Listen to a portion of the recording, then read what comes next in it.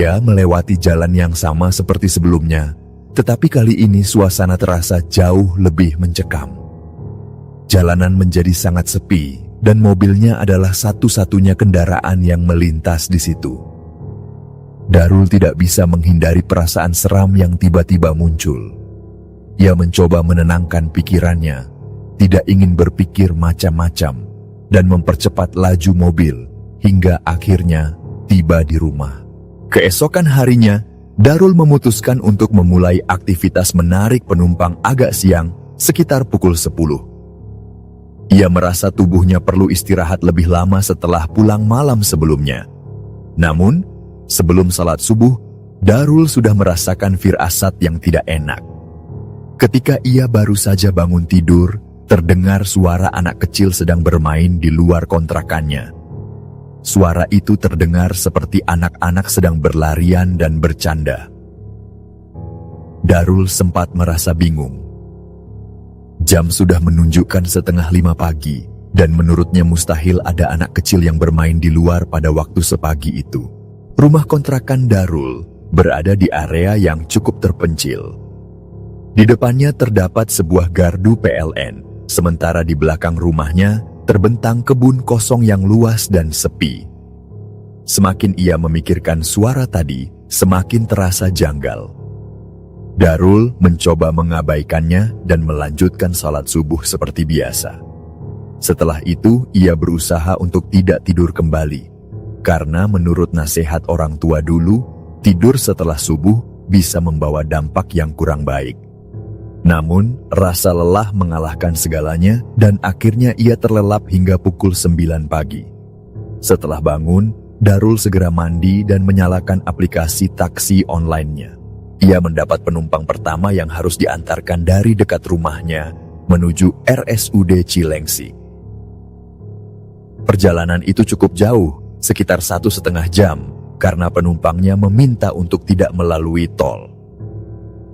Dan Darul pun menuruti permintaan itu dan memilih rute jalan biasa melalui Bantar Gebang dan Narogong. Ia menduga penumpang lebih nyaman dengan rute tersebut, meskipun sedikit lebih lama. Setibanya di RSUD Cilengsi sekitar pukul 12:30 siang, suasana rumah sakit terasa sangat berbeda. Langit mendung dan hujan gerimis membuat lingkungan sekitar menjadi semakin suram. Bagian IGD tampak remang-remang, menambah kesan misterius yang sulit dijelaskan. Setelah menurunkan penumpang, Darul keluar dari area rumah sakit. Sekitar pukul 2 siang, ia kembali mendapatkan orderan untuk mengantar penumpang dari Cilengsi menuju Cibubur. Perjalanan ke Cibubur relatif lebih singkat dan cukup lancar. Ia tiba di Cibubur sekitar pukul 3 sore. Darul memutuskan untuk mencari orderan di sekitar daerah tersebut, termasuk Kranggan. Setiap sudut jalan ia telusuri, hingga akhirnya sekitar pukul 4:30 sore, ia mendapat orderan lagi. Penumpang kali ini meminta diantar ke sebuah perumahan di belakang terminal Cilengsi. Akibat macet, Darul baru tiba di rumah penumpang itu tepat saat azan maghrib berkumandang. Ia sempat berpikir untuk menunda salat maghrib dan menyelesaikan satu orderan lagi sebelum beribadah. Tidak lama kemudian, Darul menerima orderan dari pintu keluar terminal Cilengsi menuju daerah Mekarsari. Ia merasa perjalanan itu cukup dekat, sehingga langsung menerima orderan tersebut. Penumpang yang menunggu di pintu keluar terminal adalah seorang anak muda. Ketika Darul tiba, anak muda itu segera menghampirinya dan memastikan bahwa ia adalah pengemudi yang dipesan. Setelah memastikan semuanya, ia pun masuk ke mobil dan Darul mulai melanjutkan perjalanan. Waktu menunjukkan sekitar pukul 6:10. Jalan yang mereka lalui terasa semakin lengang. Mekarsari yang biasanya ramai kini terlihat sangat sepi, hanya diterangi oleh cahaya bulan yang tampak terang malam itu. Cahaya bulan yang memantul di sekitar gerbang Mekarsari menciptakan suasana yang semakin mencekam, membuat Darul merinding tanpa alasan yang jelas. Setelah melewati gerbang Mekarsari, penumpang meminta Darul belok ke sebuah gang kecil di sebelah kanan. Gang itu hanya cukup untuk satu mobil, dan jika ada mobil lain dari arah berlawanan, salah satu harus mengalah. Darul pun memasuki gang itu dengan hati-hati. Setelah masuk ke gang kecil itu, Darul melaju perlahan sejauh sekitar 500 meter sebelum akhirnya tiba di tempat tujuan. Penumpangnya, seorang anak muda, meminta diturunkan di sebuah kontrakan yang terletak di ujung gang tersebut. Kontrakan itu berada di area yang cukup terpencil. Jalan menuju kontrakan berubah dari aspal menjadi jalan tanah yang tidak terlalu rata. Begitu melihat kontrakan itu, suasana di sana terasa sangat sunyi, dengan lampu-lampu redup seperti lampu kampung zaman dulu, yang cahayanya nyaris tidak mampu menembus kegelapan malam. Ia berusaha berpikir positif, meski hawa dingin yang menyelimuti tempat itu mulai terasa mencekam. Kiri dan kanan jalan dipenuhi kebun kosong serta pohon-pohon pisang dan pohon besar lainnya yang tampak berdiri seperti bayangan kelam. Setelah menurunkan penumpang dan menerima pembayaran, Darul memilih untuk terus mengikuti jalan lurus, berharap ada jalan dan bisa segera sampai di jalan raya. Namun, keputusan itu justru membawa Darul ke situasi yang tidak terduga. Baru sekitar 100 hingga 200 meter, Darul melihat sebuah kompleks pemakaman di sebelah kanan jalan. Pemakaman itu tampak seperti kuburan kampung pada umumnya, hanya dibatasi tembok setinggi setengah meter dengan gerbang besi tua. Lampu kuning tua menerangi area gerbang, tetapi cahayanya hanya cukup untuk menciptakan bayangan-bayangan aneh di sekitar makam. Darul tetap melaju, meski perasaan tidak nyaman mulai menguasai dirinya. Saat melewati makam itu, ia memeriksa ponselnya yang tadinya menampilkan peta navigasi. Namun, layar ponsel mendadak berubah menjadi putih kosong. Ia mencoba menyalakan dan mematikan kembali ponselnya, tetapi semua tombol tidak berfungsi. Belum selesai rasa terkejutnya, lampu utama mobilnya tiba-tiba padam. Kini ia hanya bisa mengandalkan lampu fog lamp kecil di bagian bawah mobil, yang sayangnya hanya satu yang menyala. Cahaya yang dipancarkan lampu itu pun sangat lemah, nyaris tidak mampu menerangi lebih dari beberapa meter ke depan. Darul merasa panik, tetapi ia memutuskan untuk tetap melanjutkan perjalanan, meski penerangan sangat terbatas. Hawa dingin semakin menusuk, dan keheningan malam membuat setiap suara kecil terdengar jelas di telinganya. Tak lama kemudian, Darul melihat lagi sebuah lampu kuning di kejauhan. Ketika ia mendekat, kakinya terasa lemas. Lampu itu ternyata berasal dari area makam yang sama. Awalnya makam itu berada di sebelah kanan, tetapi kini makam tersebut berada di sebelah kiri. Darul semakin bingung. Ia merasa seperti berputar di tempat yang sama, namun tidak mengerti bagaimana itu bisa terjadi. Waktu terus berjalan, tetapi ia tidak tahu pukul berapa karena ponselnya tetap tidak berfungsi. Darul mencoba tetap fokus pada jalan di depannya, meski pikirannya sudah kalut. Ia membuka sedikit jendela mobil, berharap angin segar bisa menenangkan perasaannya. Namun, hal itu justru membuatnya mendengar suara-suara aneh dari luar. Suara seperti orang berbisik samar-samar terdengar dari arah luar jendela. Karena merinding, Darul segera menutup kembali jendela mobilnya dan mematikan AC karena suhu di dalam mobil terasa semakin dingin. Darul terus melaju dengan perasaan takut yang makin memuncak.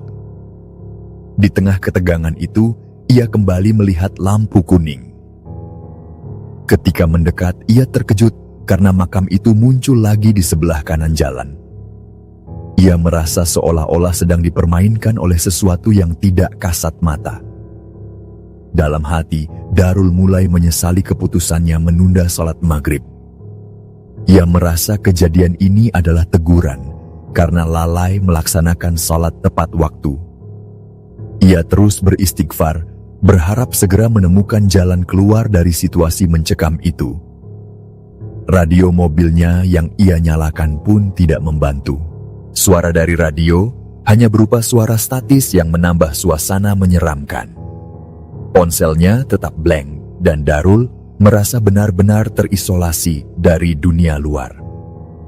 Ia melanjutkan perjalanan meski pikirannya dipenuhi rasa takut dan keinginan kuat untuk segera pulang.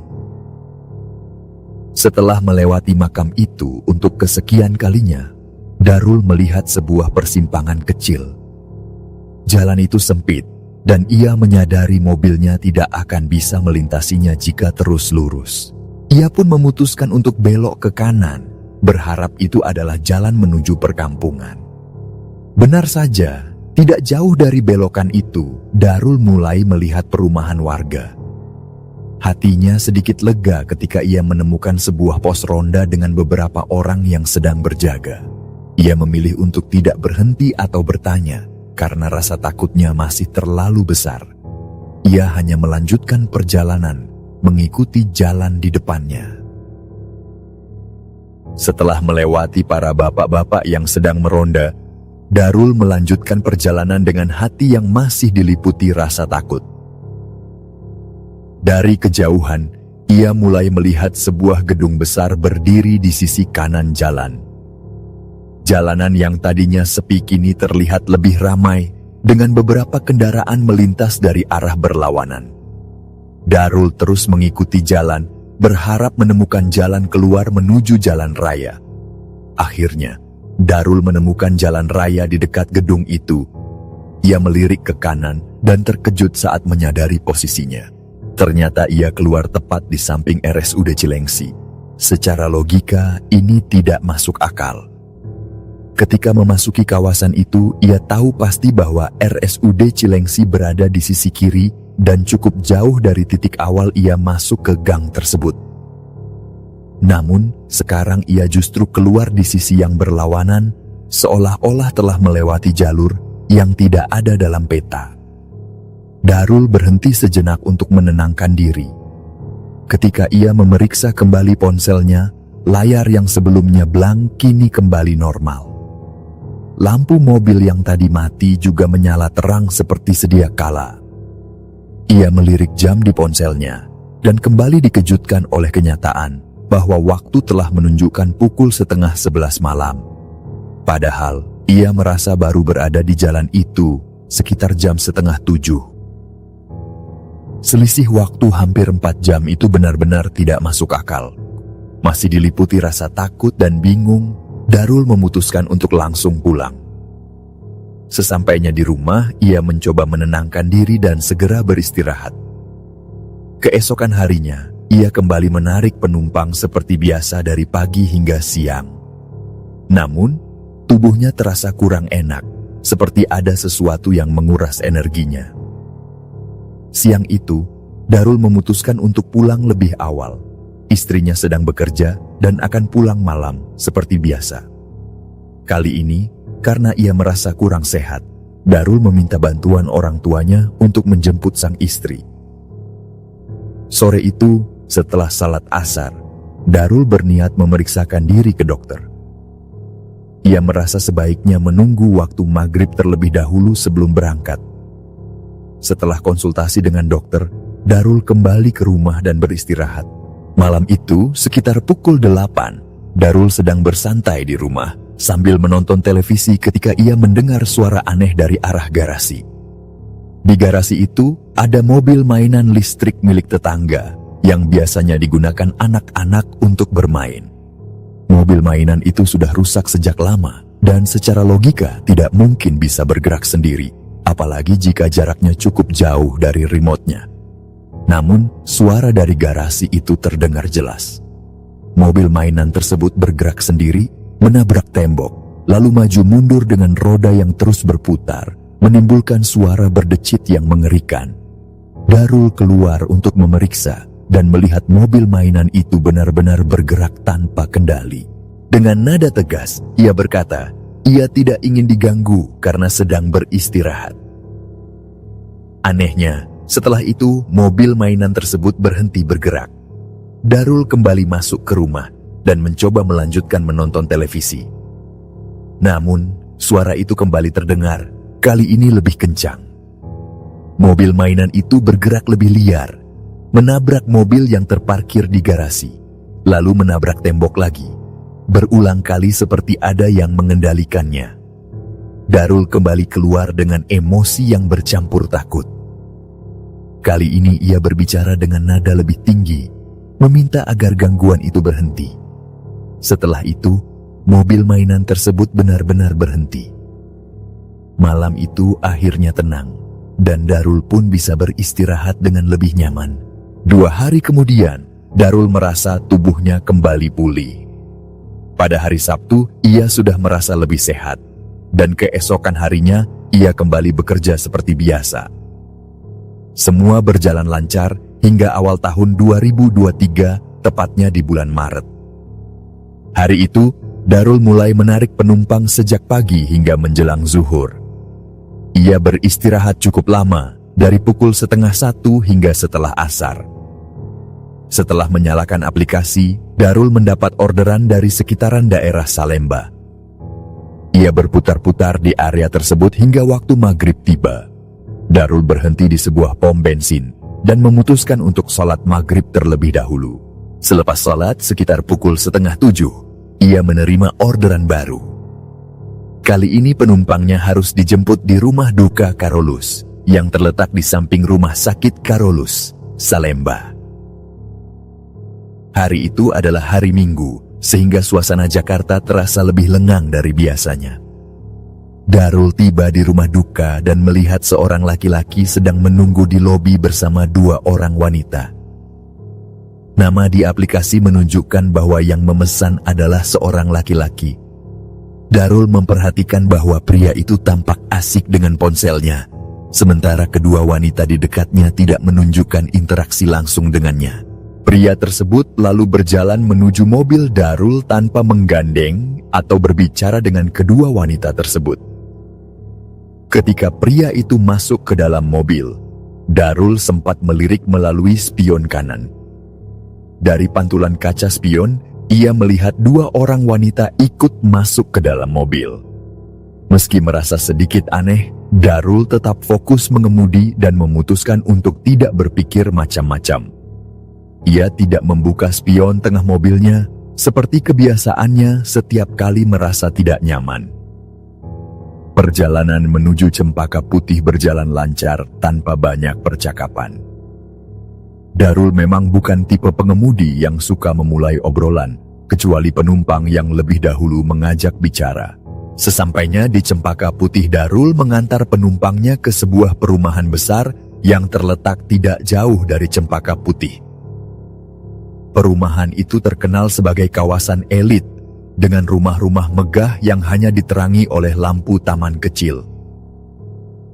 Setelah masuk ke komplek perumahan di Cempaka Putih, Darul menurunkan penumpangnya. Namun, yang membuatnya heran hanya pria yang turun dari mobil. Ia menengok ke kursi belakang, memastikan bahwa tidak ada lagi penumpang di sana. Dan ternyata, wanita yang sebelumnya ia lihat sebelumnya sudah tidak ada. Darul merasakan bulu kuduknya berdiri.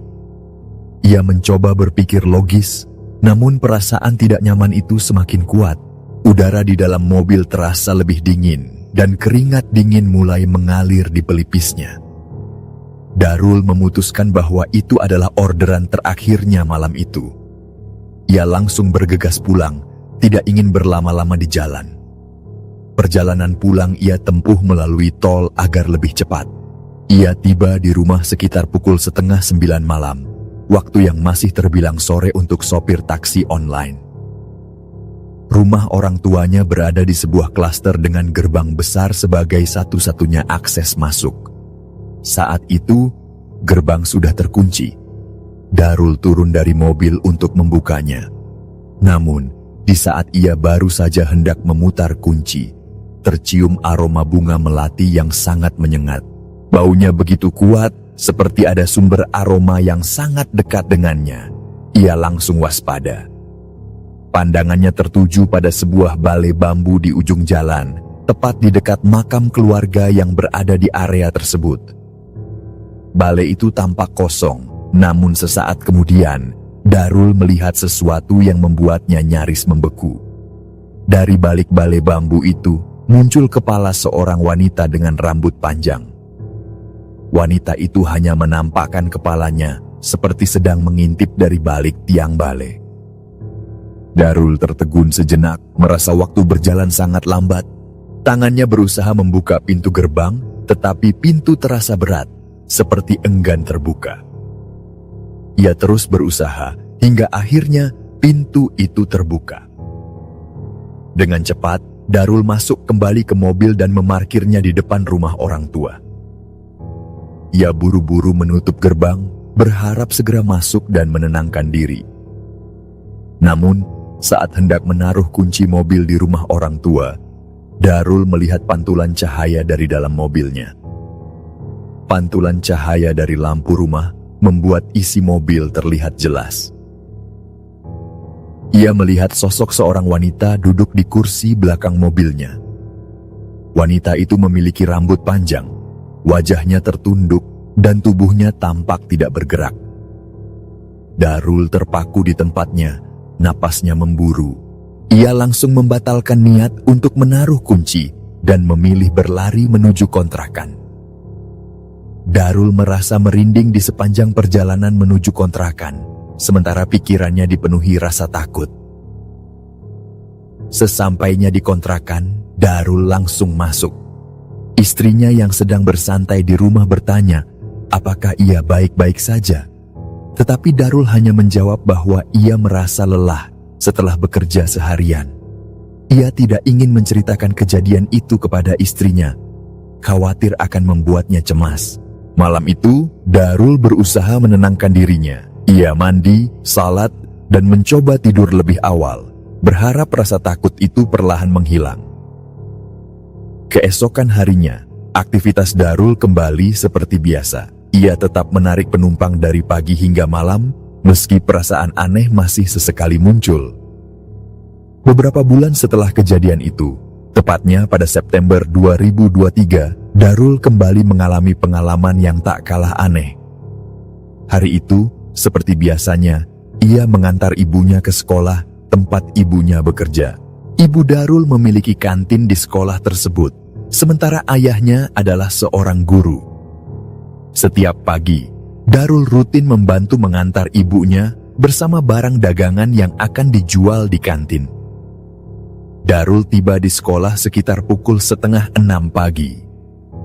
Setelah membantu membereskan barang dagangan, ia menyalakan aplikasi taksi online dan mulai mencari penumpang. Karena saat itu tanggal ganjil, ia bisa masuk ke Jakarta tanpa melanggar aturan ganjil genap. Ia memulai pekerjaannya sejak pukul 6 pagi, berkeliling di wilayah Jakarta hingga waktu salat zuhur tiba. Setelah beristirahat dan salat, Darul kembali menyalakan aplikasi sekitar pukul 1:30 siang. Tidak lama kemudian, Darul mendapat orderan dari daerah Kemang di Jakarta yang meminta diantar ke daerah Bekasi.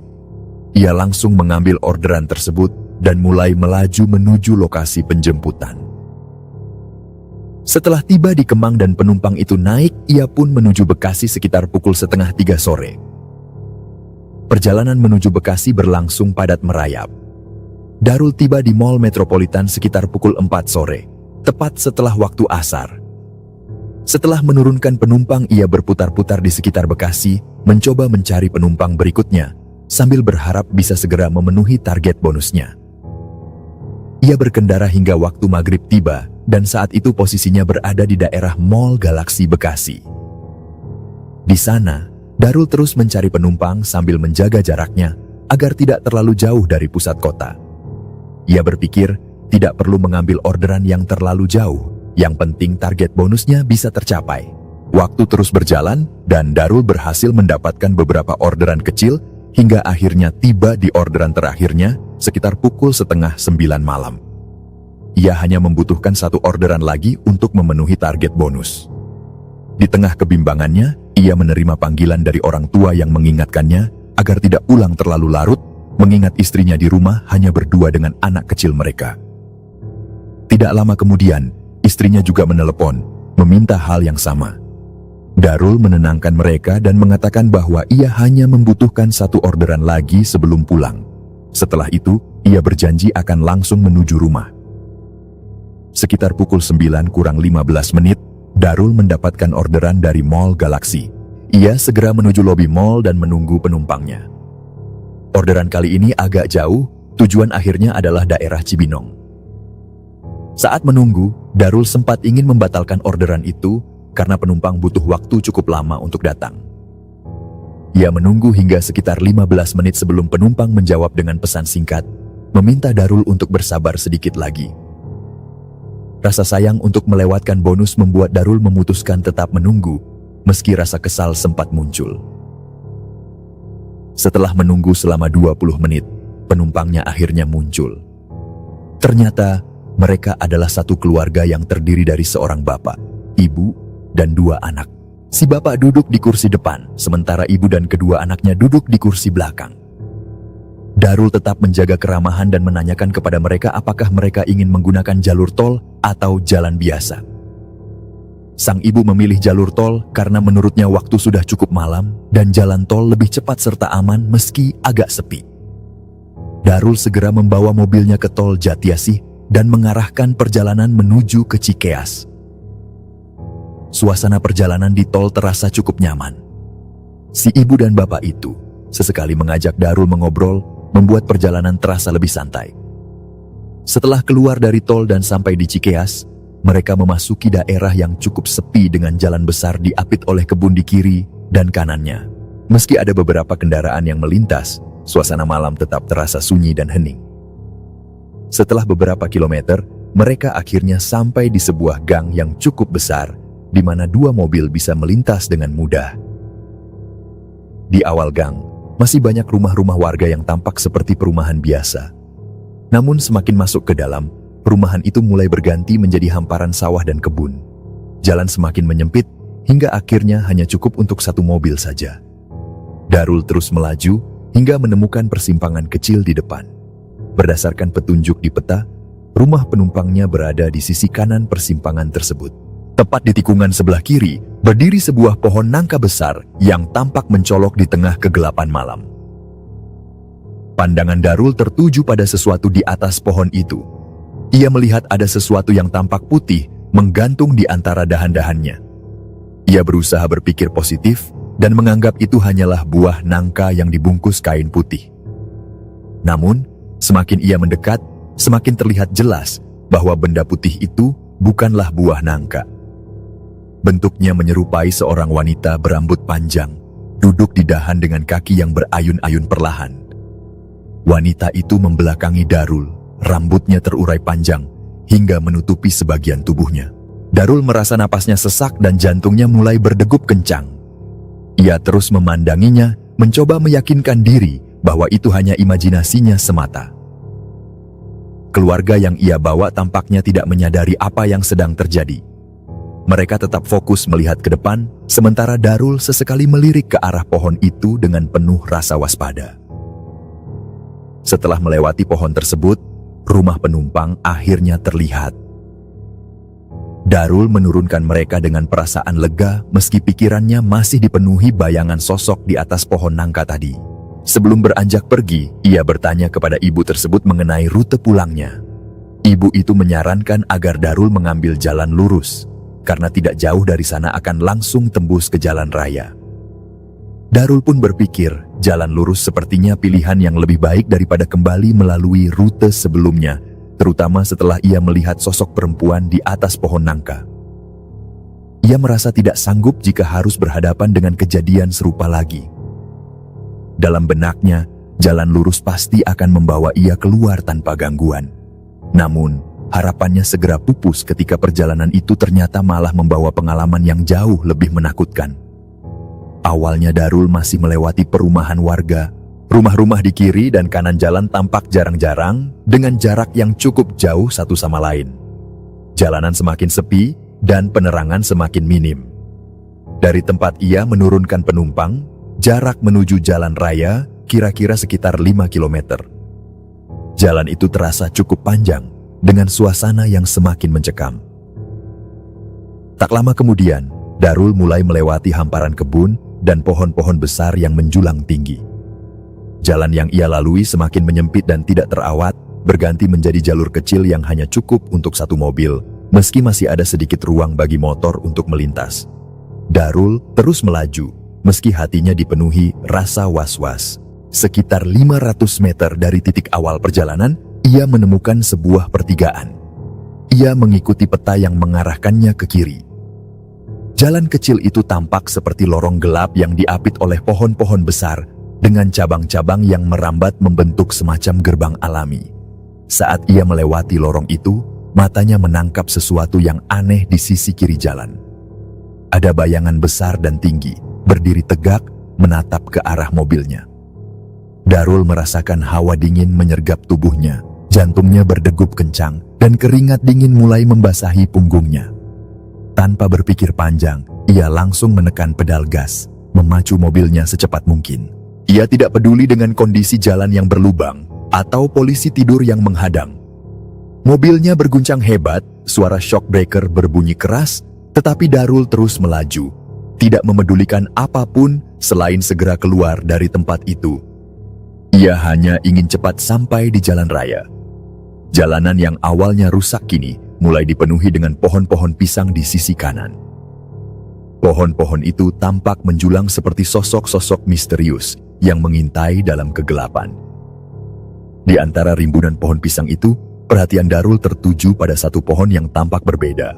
Pohon itu berwarna putih, menyerupai sosok pocong yang berdiri diam di antara daun-daun pisang lainnya. Namun, rasa takut yang sudah lebih dulu menguasai dirinya membuat Darul memilih untuk tidak memastikan apa yang sebenarnya ia lihat. Ia menoleh ke arah pohon itu, khawatir akan melihat sesuatu yang tidak seharusnya ia lihat. Ia hanya fokus pada jalan di depannya, berharap segera menemukan jalan keluar. Namun, perjalanan itu belum berakhir. Tidak lama setelah melewati pohon-pohon pisang, Darul mendapati dirinya melintasi sebuah area kuburan kecil di tengah sawah. Jalan yang tadinya beraspal berubah menjadi jalan tanah yang cukup padat. Tanah itu terasa licin akibat embun malam, membuat Darul terpaksa memperlambat laju mobilnya. Ia tidak berani ngebut lagi, karena takut mobilnya tergelincir dan terjebak di tengah kuburan itu. Suasana di sekitar kuburan sangat sunyi, dan setiap suara kecil terdengar jelas di telinganya. Darul terus beristighfar dalam hati, berharap bisa segera keluar dari situ. Akhirnya, setelah beberapa saat, ia melihat jalan raya di kejauhan. Perasaan lega langsung menyelimuti dirinya. Ia mempercepat laju mobilnya begitu jalan tanah berubah menjadi aspal kembali. Sesampainya di jalan raya, Darul memutuskan untuk langsung pulang tanpa menerima orderan lagi. Waktu sudah menunjukkan pukul 11 malam, dan ia tidak ingin mengambil risiko kembali bertemu hal-hal yang tidak diinginkan. Orang tuanya dan istrinya sudah mengingatkannya agar tidak pulang terlalu malam, dan kali ini Darul memilih untuk menuruti nasihat mereka. Sesampainya di rumah sekitar pukul 12 malam, Darul langsung masuk, mandi, makan, dan beristirahat. Malam itu ia tidur dengan rasa lelah yang luar biasa, berharap kejadian aneh itu tidak terulang lagi. Keesokan harinya ia bangun lebih siang dari biasanya.